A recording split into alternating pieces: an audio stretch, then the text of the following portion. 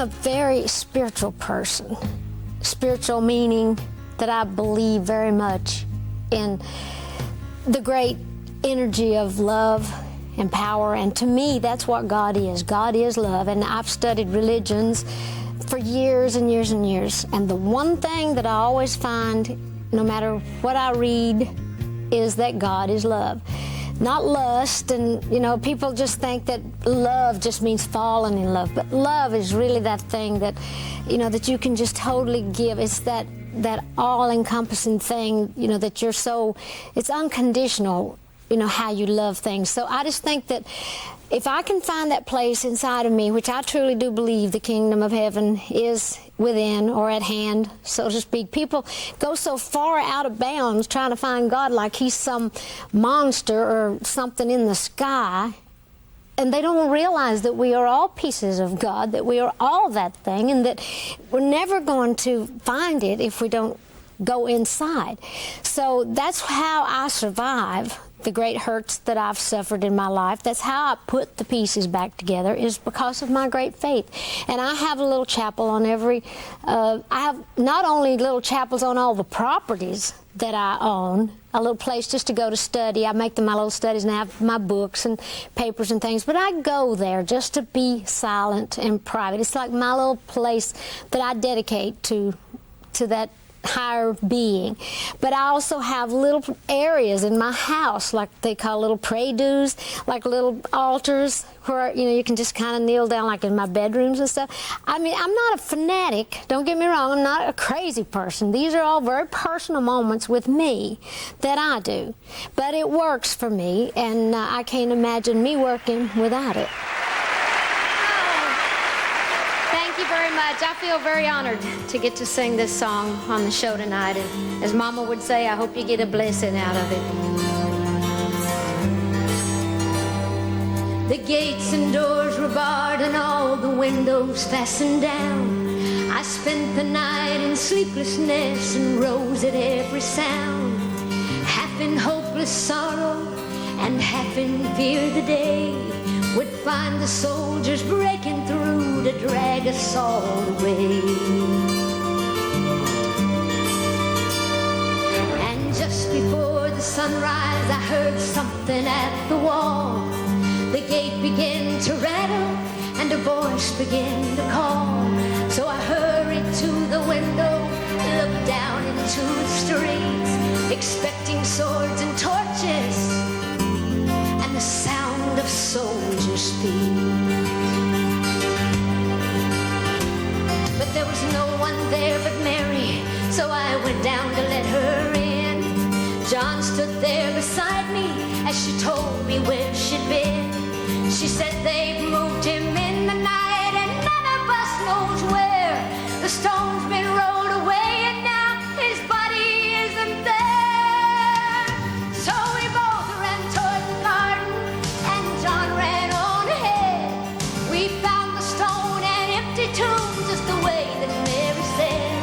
But the winding sheet they wrapped him in was just an empty shell. And how or where they'd taken him was more than I could tell. Oh, but something strange had happened there, just what I did not know. John believed a miracle, but I just turned to go. Circumstance and speculation couldn't lift me very high, 'cause I'd seen them crucify him and I saw him die. Back inside the house again, the guilt and anguish came, and everything I'd promised him just added to my shame. When at last it came to choices, I denied I knew his name. And even if he was alive, it wouldn't be the same. Then suddenly the air was filled with a strange and sweet perfume. The light that came from everywhere drove shadows from the room. And Jesus stood before me with his arms held open wide. Then I fell down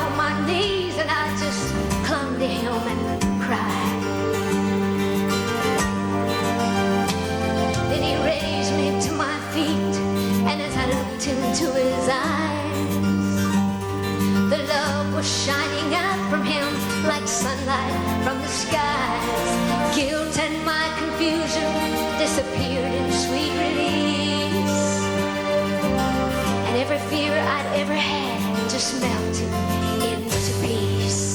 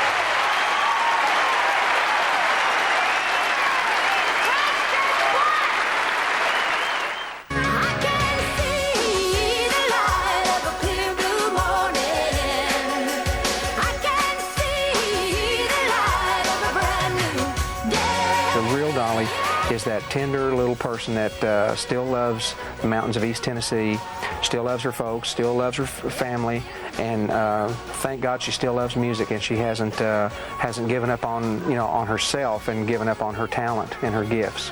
The world loves her because she is like all of God's greatest blessings just come down in one body, I think, and she just radiates. She's just luminous, and there's something about her. I'd say wait till you meet her, and then you'd feel like you knew her in about 20 seconds. She would make you feel that way in about 20 seconds, tops. Again, she was down to earth, but she was always sweet. Her personality has never changed. As long as I've known her, she's still the same person that I remember back when I met her when I was 14. To find out more about CMT Showcase and Dolly Parton, check out the internet. The address is country.com. This is Patty Loveless.